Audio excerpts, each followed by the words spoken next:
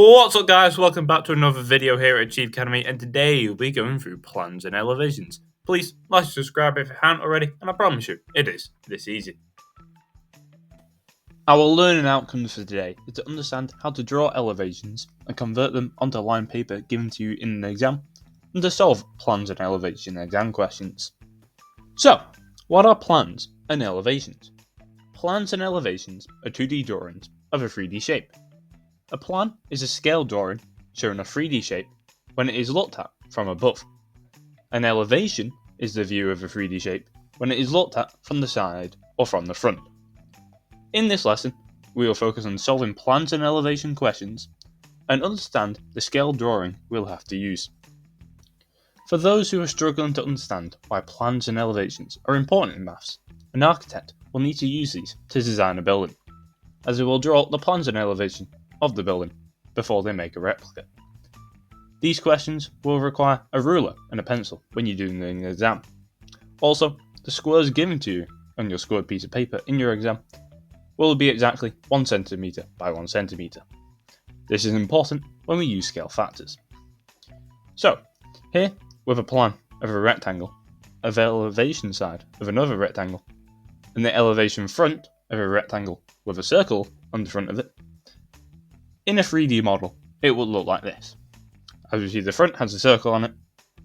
It doesn't have dotted lines on the elevation side, what means to go all the way through, so we just draw a circle on the front. And the plan is just a normal rectangle, and the elevation side is just a normal rectangle. You won't be asked to draw anything like this in your exam, but this is just an example of why it would be used.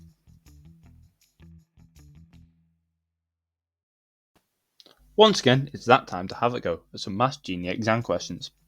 Have a go, pause the video, and unpause when you've done.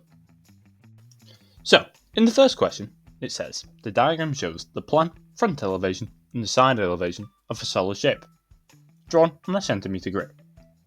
In the space below, draw a sketch of the solid shape. Give the dimensions of the solid on your sketch. So, to begin with, I'll show you what the answers look like and then talk you through how you get there.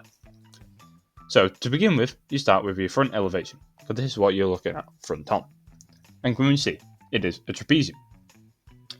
We then look at our plan view, and we can see that there is a rectangle inside the rectangle.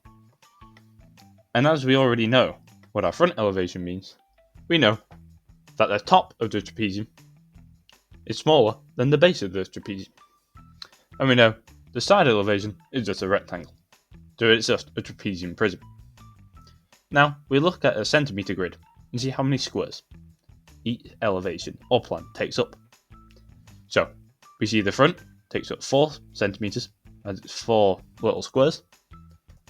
The height will be 2 centimetres as the side elevation goes up 1, then 2, and we know it's got a base of 3 centimetres because the plan goes 1, 2, 3. And this would be your final answer of the sketch, and then putting your dimensions on that as well. Something to remember when we use plans and elevations. The plan view is the view from above the shape, such as the view of a bird in the sky. However, with some shapes, like a pyramid, it may have a triangular or square base. Yet the plan may include other lines of the faces going up towards the top, which will make the pot of the pyramid. So, if we look at this triangle-based pyramid to begin with, this is the plan view of the pyramid. However, it's got 3 faces of triangles, but both go up to a point. So here, we'd have to draw on the other lines of the pyramids, because this is what you would see from above the shape. So if we have a square base one, we'd draw 4 lines going to a centre point.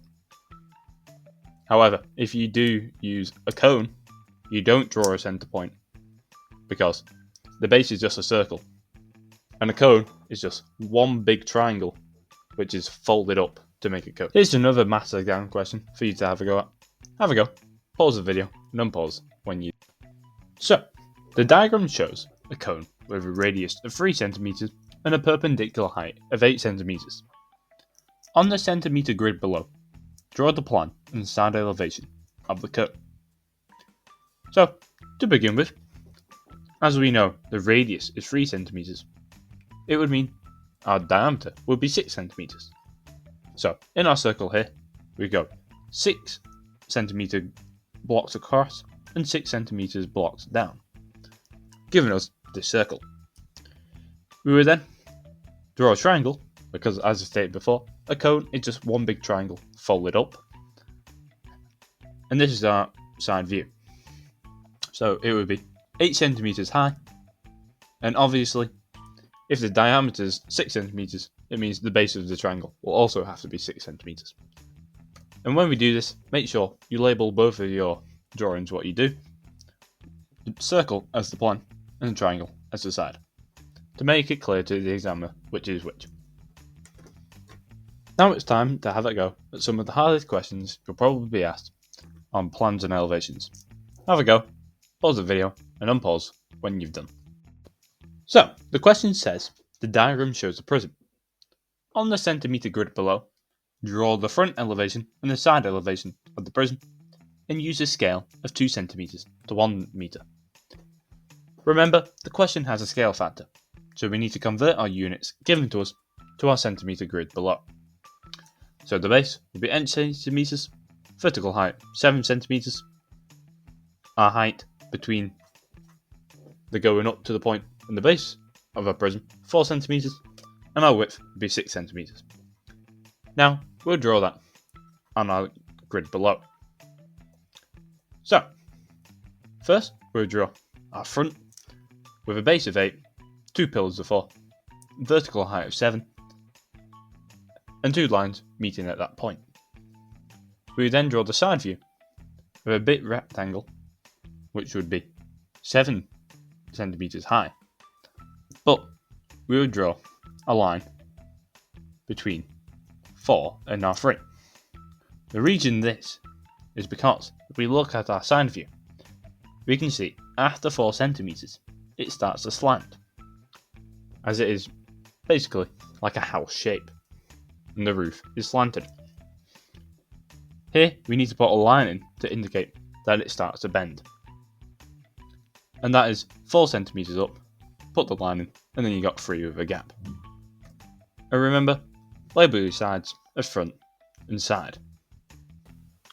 Here's the second hardest question you will probably be asked. Have a go, pause the video, and unpause when you're done.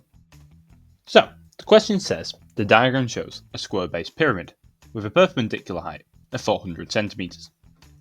On the centimeter grid below, draw the plan and the front elevation of the pyramid. Use a scale factor of 2 centimeters to 1 meter.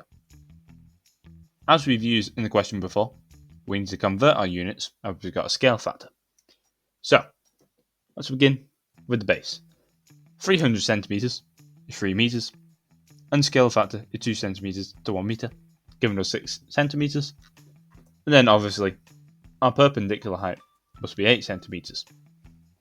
Now, let's draw our plan and our front elevation. Our plan, as it is a square-based pyramid, we'll draw a square of 6 by 6. Then obviously, as we stated before, we've got 4 triangles what all meet at a point. And if we looked at a plan, we could see them lines all running up to that point. So we'll draw 2 crosses with an intersection in the middle to show that it is a pyramid from above, and they're all meeting at one point. Then obviously, because they are triangles, the side elevation would obviously be triangles with a base of 6 centimeters, slant height of 9, but a vertical height of 8. So we then label the first one our plan, and the second one our front. And that was how you get it. And that, ladies and gentlemen, is the end of today's lesson. And I did say it was that easy. Thank you very much for watching. Please like and subscribe if you haven't already, and I'll see you in the next one.